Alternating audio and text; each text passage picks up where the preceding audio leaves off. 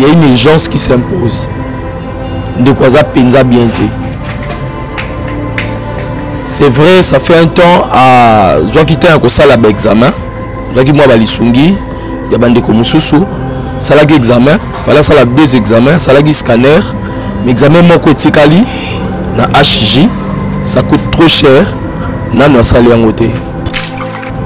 Et si on est dans zolo banayo, ndé quoi zo la laté, on la laté et douleur na douleur donc tongo midi pourquoi à l'hôpital il y a interné dans l'hôpital le docteur Mogijo, mais je vous dis azola laté. Donc il y a une urgence qui s'impose.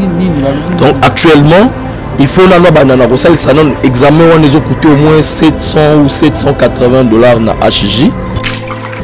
Surtout l'équipe étape examen on a donc dans 10 jours à 10 ou moins de 10 jours il faut aller en intervention. Il y a un testé graine. Donc, si vous avez un testé, il y a un des comiques dérangé, il faut ballonner là.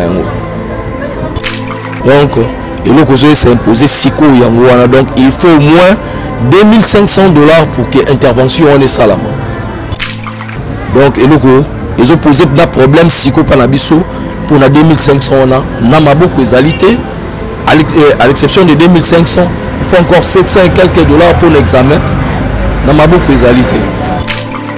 Aujourd'hui, c'est 2500 $, na 750 $.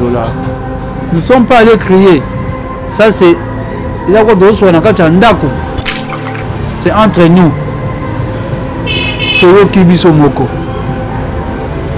Ce qu'il faut pour Nandeko. Tout sauver vie. Tout sauver vie. Très chers artistes et comédiens, nous sommes tous à Kinshasa. Nous sommes tous à la diaspora. Diaspora, que ce soit la diaspora africaine, la diaspora européenne, américaine, asiatique. Nous sommes Toyokika. Au Bazana RDC, Bazalipe ailleurs, comme tu viens de le dire. De la même manière, Angouma Otozala Kanango, quand on cotise, on vient de cotiser récemment pour la matanga, il y a le film Mélodie. Engouement Tozala Kanango pour la cotisation matanga, ils appellent le même engouement Tozala Siko pour sauver une vie. Donc c'est une vie qui souffre, qui a besoin d'un simple 2500, bien 3000 et quelques $ pour te sauver vie naïe. Pourquoi ne pas s'empresser Nango? Pourquoi ne pas profiter de cette occasion? Même le Dieu du ciel pourra en tout cas nous aider, nous sauver, nous à la compétition parce que là, tu sauver Moutoumoko Boé Azana Passi. Tozelaté, aux la Sony Makas Lelo, je ne le souhaite pas et nous ne le souhaitons pas que Tcheko Lelo a accueilli, que Toya peut couper sa cotisation et les cas. Il y a matanga et ça est belle que les comptes nous topé ça tant malade. Intelligente que et c'est vraiment et ça un peu urgent. Mon est le côté tous là donc c'est-à-dire après c'est déjà des canissi que les soumis il y a moins dans le mbango pour na tala santé na ndenge se détériorer du jour au jour. Donc ce qui santé de bébé si tu vois sous gabo on va rien mais nous savons que Zamboto Sambilaka le mot qu'on a eu à Ngolu et aux alikolo et à Ndonoso Tcheko il faut battre là si tout comme ça peut être précis peut consommer donc c'est un peu ça. C'est l'affaire de tout le monde. Tout ça va tout ça là attend toujours un problème. C'est notre frère qui est malade, c'est notre frère qui est dans le besoin. C'est maintenant qu'il faut intervenir. Barobaka Babundela Kamakila Metoufinate.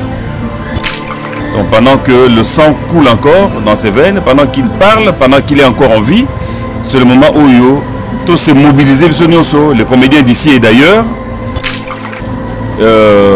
les actuels et les anciens, nos fans, à travers numéro 1, va porter aide Nabango. de sorte que nous avons besoin de traitement Abika Zong de Moussala Naï. Très chers artistes, bonsoir. Bonsoir. Voilà, merci. La binonion sur tous alliés à présent. Na bandeko bazoya malembe. Na bazo benga tozesika boy tournage. Nous savons biso moko ke les amis ko le tournage. Mais na likambo etali santé, en tout cas santé le qui tournage. Parce que ceux qui santé za la mouté, ils ont courage à retourner. Voilà ceux qui to sanganya wa to ebiti na nini oyo to sanganeli awa.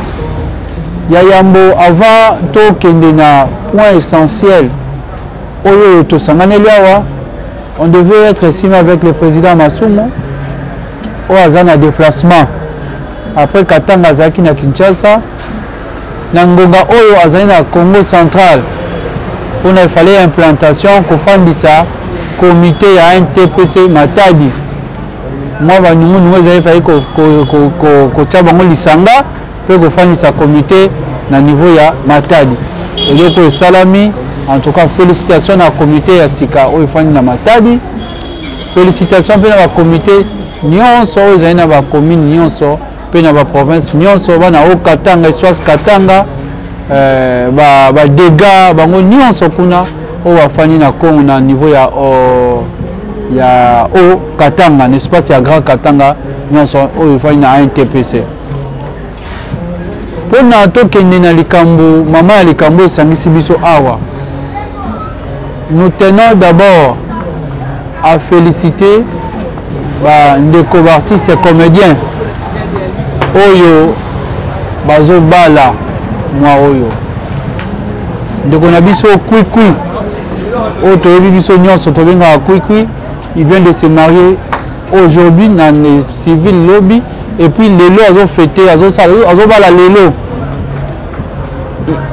En tout cas au nom ya NTPC, il y a président Masumu, il y a président Elombe, il y a comité nyonso. Et puis nous disons, il y a toute la corporation. Naba Bazana Poto ya diaspora. Topesio, félicitations. Félicitations pour la comédienne Moussou Swazobala. Na Olinga Liba Naïs à l'appel la surprise Kalamingité. C'est au mois de août. Kakazan va préparer. Félicitations. Voilà.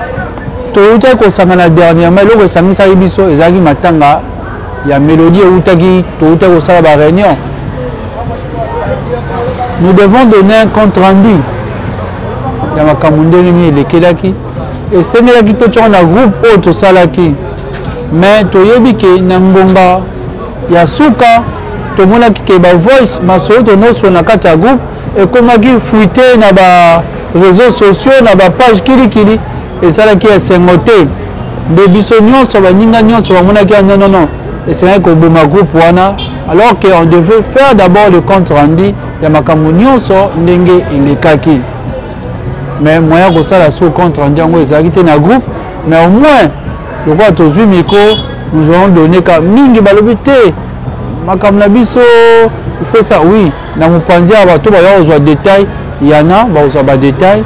Mais au moins, dans l'ensemble, féliciter et remercier l'artiste et comédien. Il y a Kinshasa, il y a diaspora, c'est-à-dire Europe, Asie, Amérique, les pays africains, les Aliawa, Nandeko Telemaki, Nalikambo, Talaki, Nderonabiso, Mélodie Koufaki, Poya Kinshasa. L'artiste et comédien, ceux qui Nderonabiso, Ayaki, Awana, contre rendu, ils allaient pour tout Tchaki, le bon Biso. L'artiste et comédien, de tout Telemaki. Kolongwa, il y a Nderonabiso, il y a morgue. Makambo est allé morgue na Brésil, il y a bisoté. 2 700 000 francs na bango CFA. Tout la dépense nyon sur talaki, makambo est allé na morgue, ndenge fandaki, ndenge boy, tout. Et où t'as na poche na yo artiste et comédien. Na moi bablo comme ya mike tout. Et où t'as qui à partir qui chasse bon kei to sangisi to lobi na to zaki na moi parti na to kei na ko sa makambo korea. Et puis ça mène artiste à comédien. Et puis il y a 4 Batolibanda. à part entrer à l'artiste et comédien, il y a eu 4 personnes. Bato à Libanda, on va ma contribution. Bato Tozarana Bango. Ce ne sont pas les gens des institutions. To Bakondiamboka, non. Bato bonne fois quand Tozarana Bango, to lansaka, tout ça, Baninga la biso, de Yanga Mwamdambo, na Bango na biso, de Salaki affaire Wana. Donc, na biso moko toyebi na ba cotisation na biso to check ba biso artiste. Roi de Sangani a topé Sabino quand même. Toyebi montant bongo nini to check parce que les balistes ça qui wana. Si ko montant na biso na dépense au déjà toyo ça là, biso moko to moni ndenge nini bakambele kake. Donc bongo wana euta awa na bongo na biso ba artiste comédien na mwa bato ba nano sur na biso. Kolongola ko pone longwa et le makuna ya ezaki blague te. Soki bosi ba mamog, mama mikama mike il faut rapatrier bon en avion. Y compris nzoto ndeko na biso y compris mwana avec la petite délégation. Sauf juste une seule personne en famille d'afuta itike ye moko. Nyonso wana kolongwana ye Brazzaville. Affréter canon mobimba et quand il s'amour ya tchawa c'est pas c'est na partout holandais to sengaka merci na ambassadeur na biso Christophe Muzumbu. L'ambassadeur n'a pas donné à Zumbongo ba komena bozwa te. D'abord bino moko fa boya na ba o wana sengaki o na utoloba na ba frère muso mike kuna tout ça. Mais l'ambassadeur devait assumer biso na ba rapport o wana de to utoloba. Donc il y a un to sengaka merci. Mais merci ni pour na artiste comédien. Talent déjà monta o sengaka na moko o utaki biso na nona Kishasa. Et awa est commis awa ba frère ça ba beach on fait ba frère beach pour la corps ça biso artiste comédien et le mwana ba biste loaki que le mot tito comme na mort ba frère ba mort mikolo nyonso afandaki kuna 11 jours presque 10 à 11 jours c'était les aveux on devait payer. Jour corps et bini, il fallait louer le bus, donc le petit cimetière, louer les chaises, ajouter quelques tentes. Quand vous savez, c'est à quel air côté na kati ya mort air du Brazza. Ils ont un système à zeng. Chacun a zeng, il fallait ça le mot technique. Il faut donner $75. Pour na kabalombola zeng wana ba jouer de la soirée na malili. Et puis c'est quand on est keneli susu na bandeko ya ba pan funèbre on va retravailler ngo merci na papa na biso Gabi na port côté wana ba retravailler ngo et ya lisusu il fallait que bateau na cercueil wana service wana il fallait prendre ça en charge. Après wana il fallait bain de consolation. C'était toujours na charge artiste comédien. Pour toujours concert à tout le monde. Ce qui est là qui entre biso na biso on va donner devant sur tout le monde la caméra, éviter mon oh ça dit mais dans l'ensemble moi tu vois une image. Il y a oh biso non te dépenser qui na oh to zo qui na maboko. Donc c'est un peu ça. Il y a un peu lelo ils allaient 40e jour. Il y a une déconnexion mélodie on doit profiter. Après la famille a invité quelques artistes et comédiens au Wana. Donc dans l'ensemble, c'est un peu ça. On fait ça quand même. Dans Makambo et le cas qui a une mélodie. Merci beaucoup de Hans. Dans la joie qui n'est pas là. Mais il biso, tout le talent alors le groupe a servi biso pour donner des détails. Pendant pas des détails, tous calmement. Merci beaucoup. Dans l'ensemble, une fois de plus, merci à papa Nabiso Christophe Muzumbu. Ninga s'impliqua qui, Ninga honora qui est artiste. Dans Makambo et Kwela Abiso Mélodie. Merci aux artistes et comédiens. Merci les artistes et comédiens. et puis ça a pour ça là. Les artistes comédiens, oh, 50, 20, 10, tout ça, c'est et ça qui vraiment force mon corps. Donc les sanga, il y a ça qui force wana. Merci, merci les artistes et comédiens. Na nuance auto salaki. Merci. Merci vraiment. Bande de diaspora. Non, chaîne de solidarité mon corps impossible. Merci, merci. Merci vraiment. Wana zalaki makambo taki mélodie to silisi page wana. À part wana to koleli matanga. Mes condoléances dans la famille à maman abiso blessing auto tika ina nda kunya suka lelo. Matanga musu toza nango ezali ya ndeko na biso Mireille Bahati. Wa évoluaka na groupe ya maman Marie-Hélène. Peut-être cause à la jeudi to vendredi, hein? Donc veillée mortuaire et puis enterrement c'est cette semaine. Programme nyonso. To biso moko na makambo etali contribution. Il y a ndeko na biso blessing et pas ya Tina Ramazan. Makambo etali contribution cher artiste comédien. Il y a ndeko ya Mireille Bahati. Contribution à artiste comédien. Tout ça en pas ya Renate Ifoku. Il y a mutazozwa contribution à biso artiste comédien. Pour tout là ça peut apport na biso na bande quoi les réveils. Donc ça c'est un peu na makambo ça dit matango toza na yango on devait parler tout le belapé yango awa. Mais maman na likambo siko ezali nous devons sauver une vie. Ndeko na biso Tcheko artiste comédien. Tcheko Matondo j'espère to yebi biso nyonso. Tcheko est sérieusement malade. Tcheko a une famille biologique, oui, mais il a également une famille professionnelle. Oh, Zabiso. Abela qui est malade, il est au Tumsel, le loté. C'est-à-dire, Yemoko, oh, Moukiazaranango, Abane déjà commissaire, ça. Au misali, si, ils ont pétaté, ils ont mis ça. Et aussi la terre, aussi la terre. Et aussi là. Libo tapé à Koro, ça me s'appelle. Libo tapé à Zocha. Et comme on a monté mon épée, Libo tapé à Koro m'a essoufflé. Mais nous sommes sa famille. Nous sommes sa famille professionnelle. Est-ce que tu es au Kanga Maboko? Non. Nous devons agir. Quand c'est la karaté de quoi Koufi, allez te yeux. Ah, Zagi Malam, tu check cotisation rapidement et facilement. Non. Nous devons sauver une vie. Et que nous soumis sur l'assistance en service, même de quoi on ah, ce qui bande konangai basunga kingai, bande konangai basunga kingai, et ça comme l'alam. Yango parmi biso apé, to fandi si comme ça de Tcheko, de quoi fandi pembeni, pembeni na biso na CG Luka. Là il y a des CG.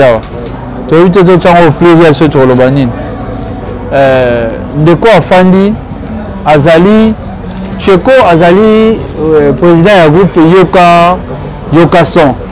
De quoi Azali moko ya bandeko yo bazana kati ya groupe Yoka Son. Yé mutoazo za la mingi na Tcheko. Oui, tu que nous rendre la visite au Yebi. Mais tu y quand même à brosser les bisous quand même. À quoi t'attends des détails mingi parce qu'il y a des camarades état à santé. Comme on a biso Tcheko maintenant, Azana état mingi. Parce que c'est lui, né Azalaka, Azalaki Naye, Azaranaye, après ça biso quand même, comment va Tcheko maintenant. Allez. Bon, merci CG pour la parole. Hein. Et Bandeko, merci parce que bon, passing à moi temps il y a pour s'exprimer les na bino pour la marambo Italie Tcheko. Pour la Italie Tcheko, tous ala qui déjà lobby na pourquoi na Tcheko. Il y a une urgence qui s'impose. De quoi ça penza bien. C'est vrai, ça fait un temps à Zoakita un kosa la examen. Zoaki moi balisungi, il y a bande comme Mususu, ça la examen, fallait ça la deux examens, ça la scanner, mais examen moi ko etikali na HJ, ça coûte trop cher. nano asali yango te. Et sikoyo nde nazoloba na yo ndeko azolala te, aolala te. Et douleur na douleur, donc tongo midi pourquoi aza na hôpital ya aza interné na hôpital ya docteur Mogijo, mais je vous dis azolala te. Donc il y a une urgence qui s'impose. Donc actuellement il faut nano banana ko sali sanon examen on les a coûté au moins 700 ou 780 $ na HJ. Surtout l'équipe étape examen on a, donc dans 10 jours à 10 ou moins de 10 jours il faut aller en intervention. Il y a un testé graine. Donc si vous avez un testé comme il déranger il faut balongola yango.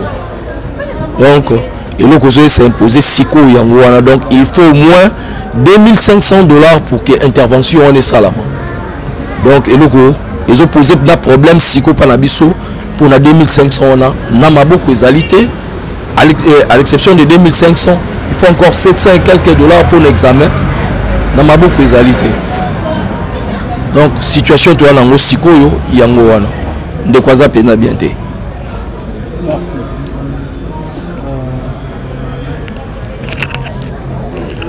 J'espère to landi ndeko nenga lobi ameko brosser biso na ndinga bomukuse to boy ko étaler tout. C'est que nous biso to retenir kaka c'est qu'il faut c'est le plan il y a finance. Donc oui, en occasion qui distribue l'examen monsieur basenga qui avant to zaki je l'avais accompagné na AJ consultation na examen monsieur basenga qui avant azo qui disungi pe et ça qui a ça là l'examen wana boy monsieur mutazo bela au seul examen o ba monelo ba bon ça sur ce examen o ça sur examen o ndenge ezokende. Ndé à partir de l'examen à salaki ils avaient trop cher ils ont qui mbongo mingi ndé sengi à ça sur examen oyo et puis va intervenir oyo senga 2500 $ na oyo 750 $. Nous ne sommes pas allés crier ça c'est c'est entre nous toyo kibiso moko. Ce qu'il faut pour Nandeko. Tout sauver vie. Tout sauver vie. Très chers artistes et comédiens. Bisom Tozan Awana Kinshasa. Bisom Tozali na diaspora. Diaspora, que ce soit la diaspora africaine, la diaspora européenne, américaine, asiatique. Bisom Nyonso Toyokika. Parfois ça fait mal, ça fait mal parfois. Quoi faire? Donc, moi ni nanzungu na biso de bois kaka. To recourir kana yango. To recourir na yango. Oh ne tozalaka ah luka. Abwaki. Ah abwaki akusik otie. Ah mosantu ah aya che moi loko. Phénomène sobe atie nani? Ache mutu nyonso Alain Kayembe ache tout le monde de to chaka muke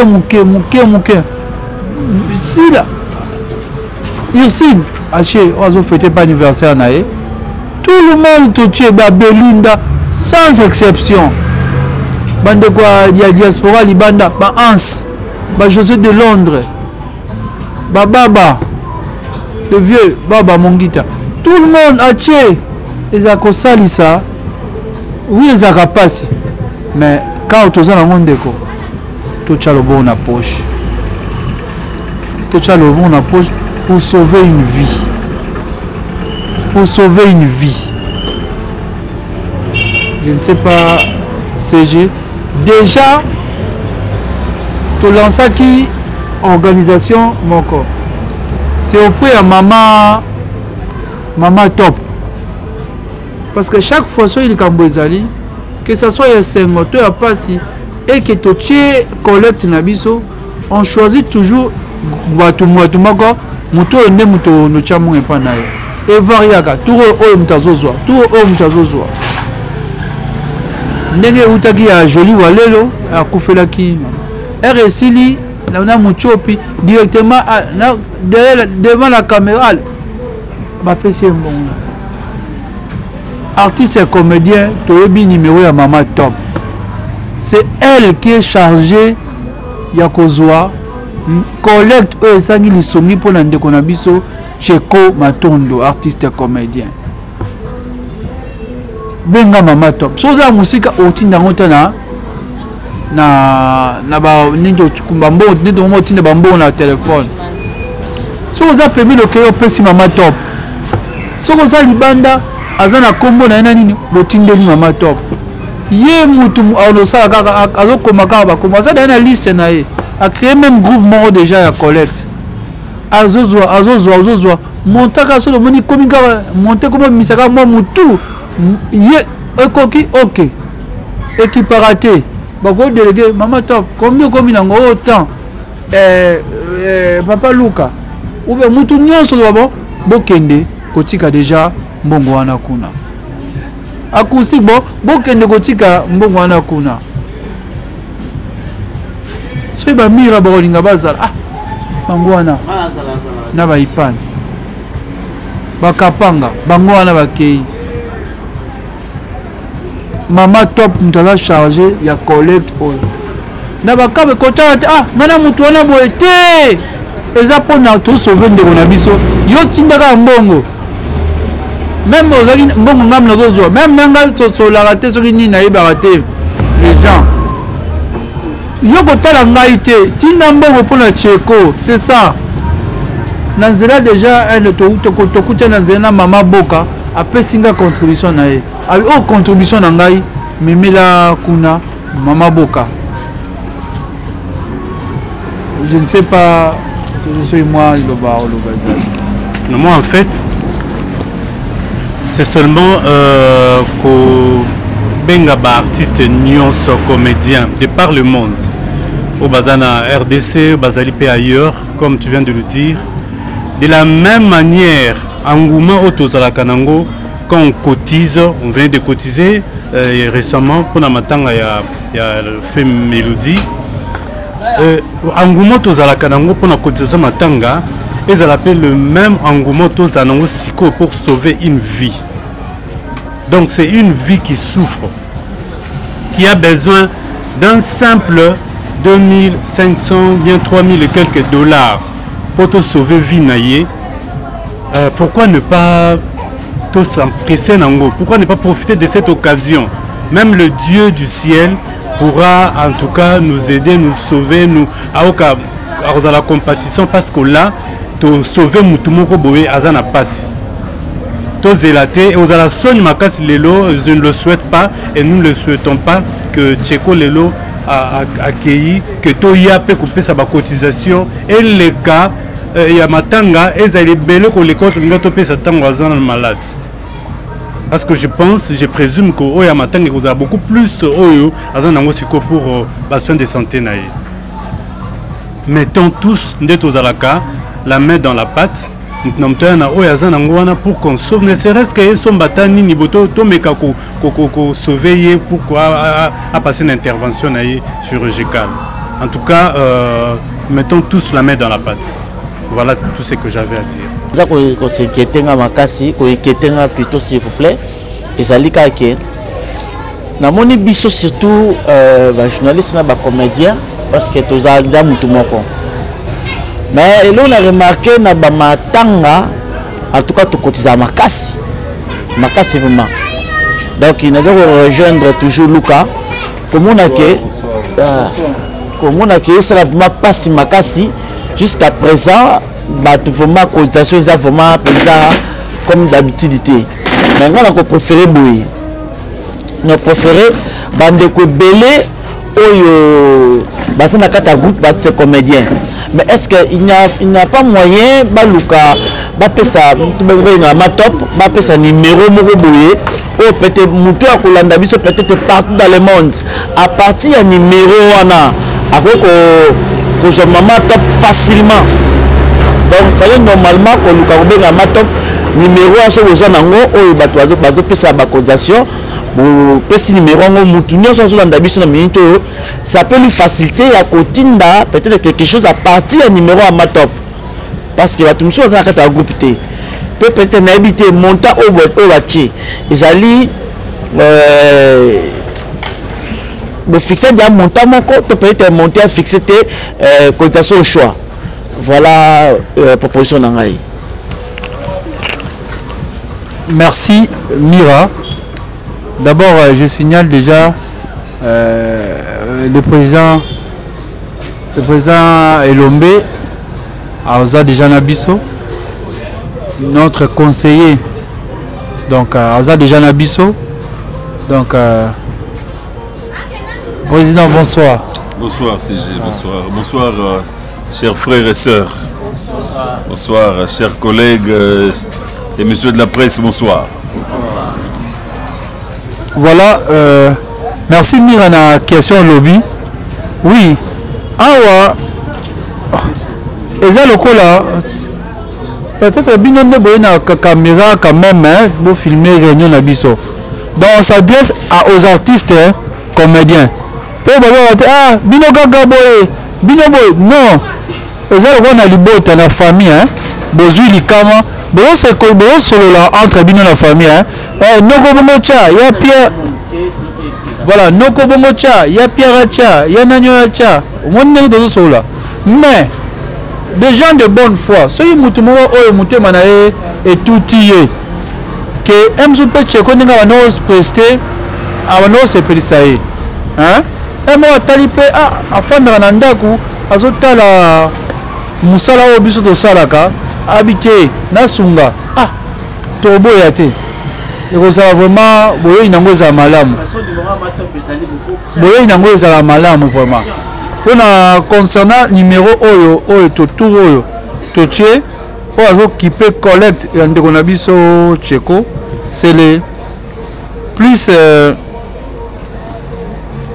c'est le plus 243 9 plus 243 99 36 06 627 donc plus 243 99 36 06 627 donc même dans ndinga ba téléphone ba kotinda yango eza facilement donc on a la personne oyo facilement te rejoindre à charger pour la collecte makambo etali ndeko na biso cheko donc souvent vie ya ndeko na biso ezala sengoming donc bandeko biso toye to mema sango to panza sango pe na baninga nyonso oyo muso akomaki te mais soki tokutani panza sango yebisa que nous avons une collecte qui a été lancée à propos Yandeko Nabiso Cheko qui est sérieusement, gravement malade. Donc c'est ça qui est très important au Togo Koloba na rencontre Nabiso Yalelo Yango. Et la conférence de presse c'était une réunion entre les artistes comédiens Ndeto Sololi pour la totale ndengenini Togo décanter Togo Sunga Togo assister à Muke à Ndambu. Ndeko na biso Cheko Oazali Kobela. Voilà président, peut-être il y a Rosangate Liloba. Merci CG.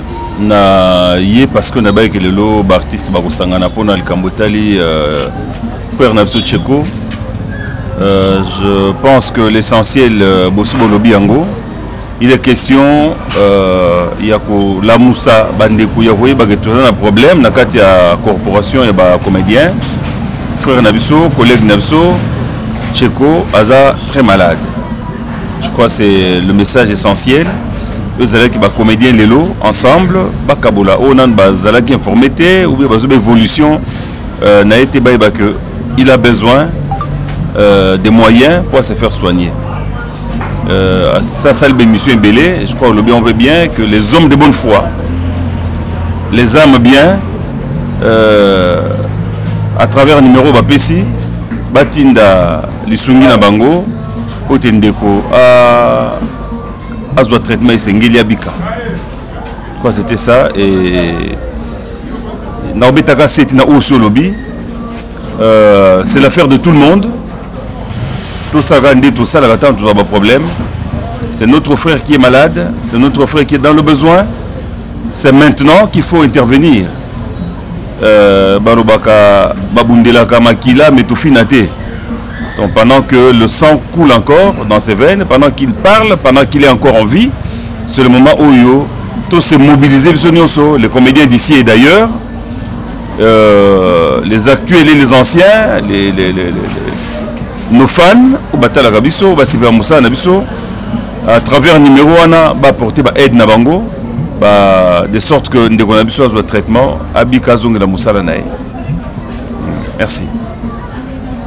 Voilà, merci Président. Dans le local au Baksa Sousso, exacté l'essentiel Yangoana. Donc, Naba groupe Nabiso, équipé Génération T, équipé tout le monde. Mbila était là ka Bisika Nyonso. Merci Naba. Oh, déjà les artistes et comédiens qui ont cette habitude là. Nikambuso ke kwei bakotsaka liboko babimisaka quand même yango yango eto sangsa yango et comme ka ebele pesa ka likambo. Donc merci déjà les artistes et comédiens wana. Merci. So likambo kwei ayebaka ke famille a un problème et sengeli to tcha. Donc oyo nzambe apambola et puis totika pende ko na biso na mabondeli parce que mutu abikisaka ezande nzambe. Donc tozanga raté kotika na mabondeli na batu nyonso que ce soit nos fanatiques ba pasteur o balinga biso kotika ndeko na biso cheko na mabondeli ekozala eloko moko ya malamu. Et puis visite pe omoni soki tozokende mpe korendre visite azomona mpe bandeko na ye bazokende korendre visite epesaka esengo azomona qui n'est pas abandonné, il a une famille professionnelle oyo batiki ye te. Donc tokenda korendre visite donc eza malamu. Merci mpe na docteur Mogijo oyo déjà azozwa ye azobomba ye azolandela ye basoin malembe malgré sikoyo ekomi na hauteur mosusu, mais merci na ye. Merci pena bayo msusu eza na biso ba artiste a comédien ba pe ba basungi pe déjà bazali na ba tumso ya mupanzi ba o nyonso déjà ba cheli boko na bango pona esunga cheko to sengi bino pe merci. Donc message na biso asuka o to clôturer liso na biso wa ezali merci.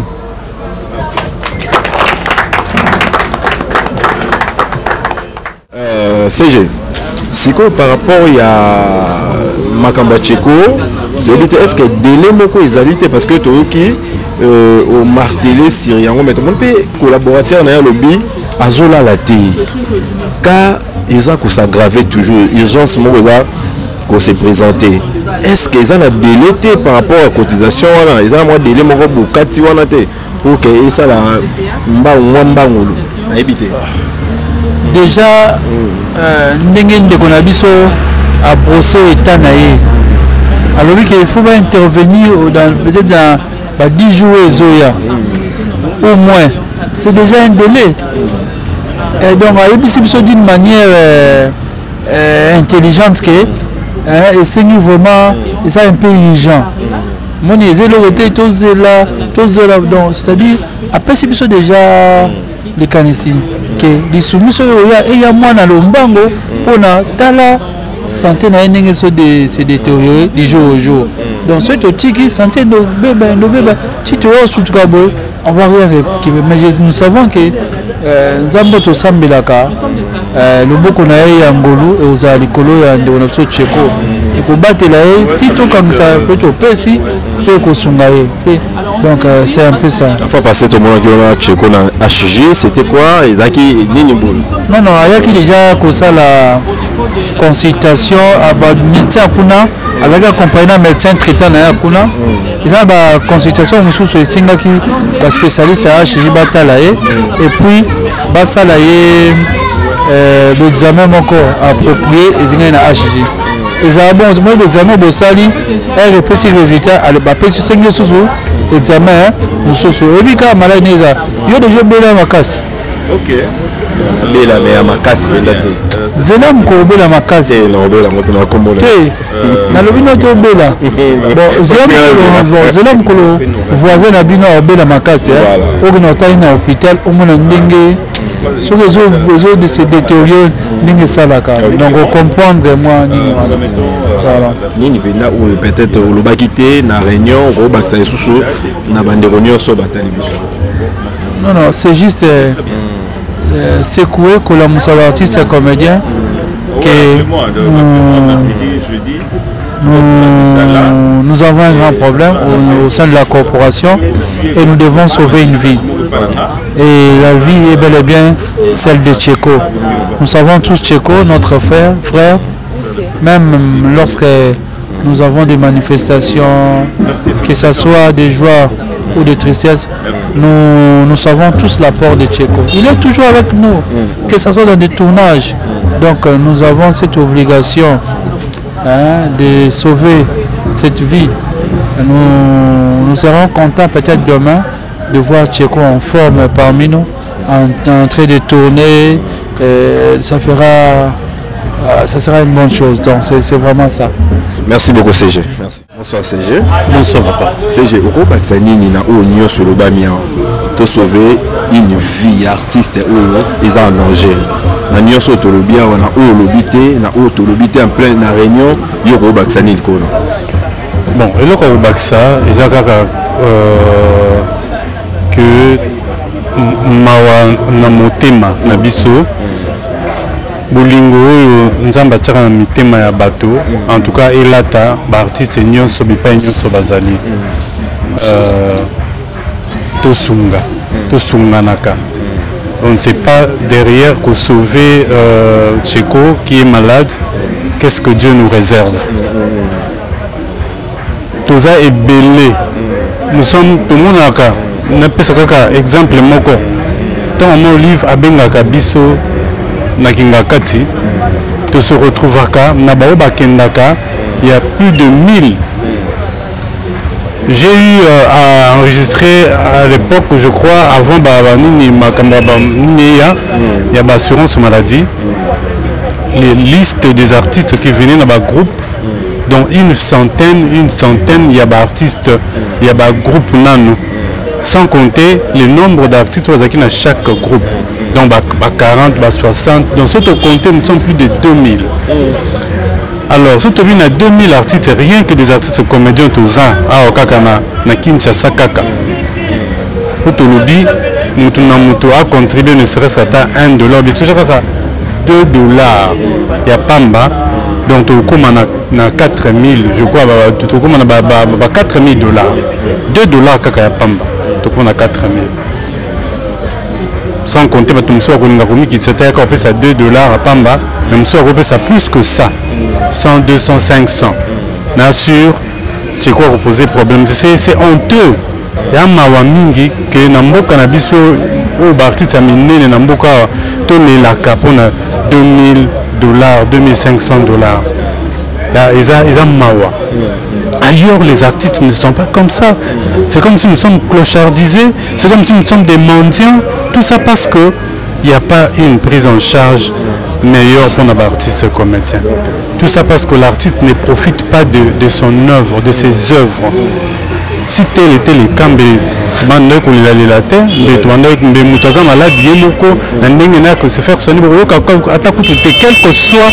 maladie, dépense ce qui est là que l'artiste a se prendre en charge dans ça là lien à l'œuvre mais tout le monde nous parce que l'artiste nigérien peut basenga kabouy on a cinéma ou en Hollywood basenga pe boy pourtant c'est tout ça là tout bloc tout pour les kabango est-ce que ba kemanda ka pe boy c'est honteux. Au-delà de ça, qu'est-ce qu'on doit faire pour que l'artiste ait la clochard, ait la mendiant. Voilà, c'est ce que j'allais ajouter. Merci beaucoup, CG.